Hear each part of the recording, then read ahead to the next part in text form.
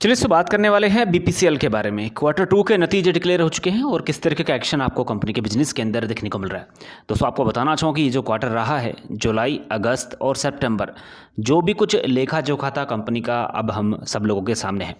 सबसे पहले दोस्तों आपको मैं बताना चाहूँगा कि कंपनी की तरफ से जो ऐलान हुआ है वो ये है कि कंपनी डिविडेंड डिक्लेयर करती हुई नज़र आ रही है और लगभग 5 रुपये प्रति शेयर के हिसाब से कंपनी ने डिविडेंड का ऐलान किया है। तो अब बड़ी हलचल आपको देखने को मिलेगी। जो लोग पहले से ही इस कंपनी के अंदर खरीदारी किए हुए हैं उनको भी अब 5 रुपये प्रति शेयर के हिसाब से डिविडेंड का लाभ मिलता हुआ नजर आएगा। साथ ही में जो लोग नई खरीदारी करते हुए नजर आएंगे और रिकॉर्ड डेट से पहले इस कंपनी के अंदर खरीदारी करेंगे तो उनको भी लगभग 5 रुपये प्रति शेयर के हिसाब से डिविडेंड का लाभ मिलता हुआ नजर आएगा। तो दोस्तों यहाँ पे मैं आपको बताना चाहूँ कि ये जो फर्स्ट कॉलम आपको दिखाई दे रहा है ये प्रेजेंट क्वार्टर के रिजल्ट्स हैं। ये जो दूसरा कॉलम आपको स्क्रीन पर दिखाई दे रहा है ये पिछले वाले क्वार्टर के रिजल्ट्स हैं और ये जो तीसरा कॉलम आपको स्क्रीन पर दिखाई दे रहा है ये पिछले साल के रिजल्ट्स हैं। वैल्यू जो स्क्रीन पर दिखाई दे रही करोड़ के अंदर है।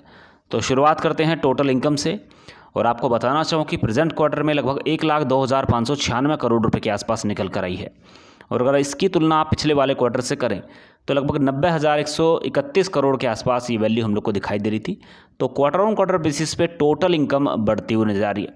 इसी तरीके से अगर बात करते हैं पिछले साल की तो लगभग 66,635 करोड़ के आसपास ये वैल्यू हम लोग को दिखाई दे रही थी। तो क्वार्टर ऑन क्वार्टर बेसिस भी टोटल इनकम बढ़ती हुई नजर आ रही है। साथ ही में ईयर ऑन ईयर बेसिस पे भी टोटल इनकम के अंदर बढ़त देखने को मिल रही है।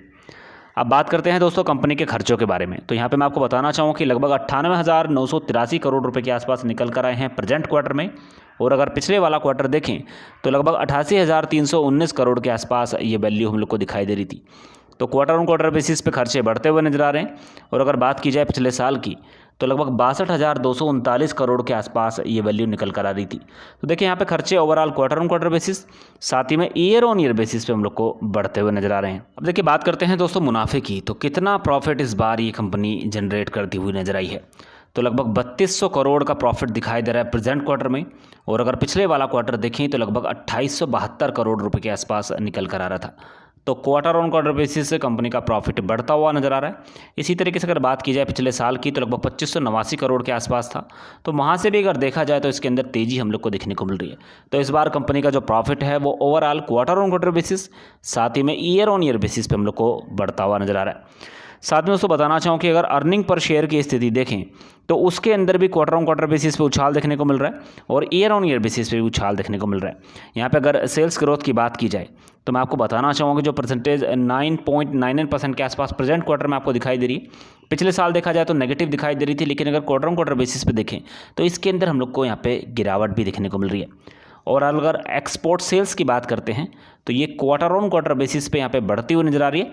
साथ ही में ईयर ऑन ईयर बेसिस पे भी इसके अंदर अच्छा खासा उछाल देखने को मिल रहा है। देखिए बात करते हैं शेयर प्राइस की तो लगभग 419 रुपए के आसपास कारोबार करता हुआ नजर आ रहा है। आपको बताना चाहूँ कि बड़ी हलचल इस कंपनी के अंदर हम लोग को देखने को मिली थी जब ये स्टॉक प्राइस लगभग 498 रुपये से ऊपर के लेवल दिखाता हुआ नजर आया था, लेकिन इसके अंदर भयंकर गिरावट हम लोग को देखने को मिली और लगभग 413 रुपये के आसपास इस शेयर के अंदर हम लोग को लेवल देखने को मिले। लेकिन उसके बाद तेजी का रुझान बनता हुआ नजर आया और अच्छी खासी तेजी देखने को मिली। अब वापस से ये स्टॉक उन्हीं लेवल के आसपास हम लोग को ट्रेड करता हुआ नजर आ रहा है। अब जिस तरीके से नतीजे निकल कर आए हैं अच्छा खासा रुझान देखने को मिल रहा है। क्वार्टर ऑन क्वार्टर बेसिस पे कंपनी की स्थिति मजबूत होती हुई नजर आ रही है। साथ ही में ईयर ऑन ईयर बेसिस पे भी कंपनी की परफॉर्मेंस अच्छी खासी दिखाई दे रही है। तो नॉर्मल सी बात है शेयर के अंदर आपको तेजी देखने को मिल सकती है, लेकिन अगर देखा जाए तो टोटल मार्केट के सेंटीमेंट जिस तरीके से हम लोग को अप एंड डाउन वाले दिखाई दे रहे हैं, बाजार ऊपर की तरफ मूव करता हुआ नजर आता है और उसके अंदर गिरावट देखने को मिलती है। तो यहाँ पर मैं यही कहना चाहूँगा कि जब बाजार के सेंटीमेंट्स हम लोग को सुधरते हुए नजर आएंगे तो कहीं ना कहीं वापस से अच्छी खासी तेजी आपको इसी स्टॉक के अंदर वापस से देखने को मिलने वाली है। लेकिन अगर आप स्टॉक के अंदर करंट लेवल पर खरीदारी करना चाहते हैं तो बिल्कुल कर सकते हैं। 419 रुपये के आसपास आपको इस समय प्राइस दिखाई दे रहा है और अगर आप अपना नज़रिया लगभग 3 महीने का या फिर 6 महीने का रखते हैं तो दोस्तों मुझे ऐसा लगता है कि कम से कम 470 रुपये से ऊपर ये स्टॉक मूव करता हुआ नजर आ सकता है। दोस्तों अगर आप नए हैं डीमेट अकाउंट ओपन कराना चाहते हैं तो आप अब स्टॉक के अंदर डीमेट अकाउंट ओपन करा सकते हैं। लिंक नीचे डिस्क्रिप्शन बॉक्स के अंदर दिया हुआ है। दोस्तों अगर ये पूरी जानकारी आपको अच्छी लगी हो तो वीडियो लाइक ज़रूर कीजिएगा, चैनल सब्सक्राइब कर रख लेना ताकि नई वीडियो का नोटिफिकेशन सीधे आपके मोबाइल पर मिल सके। Thank you so much for watching.